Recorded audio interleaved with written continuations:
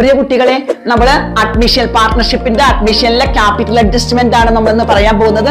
രണ്ട് മെത്തേഡിലാണ് capital adjustment വരുന്നത്. First method, പുതിയ ആളുടെ ക്യാപിറ്റലും പുതിയ ആളുടെ ഷെയറും നമുക്ക് തന്നിട്ട് ടോട്ടൽ ക്യാപിറ്റൽ നമ്മൾ അഡ്ജസ്റ്റ് ചെയ്യേണ്ടി വരും. അപ്പൊ നമ്മൾ ചെയ്യുന്നത്, ക്യാപിറ്റൽ കണ്ടുപിടിക്കാനായിട്ട് അയാളുടെ ഷെയർ സി ആണ് പുതിയ ആള്.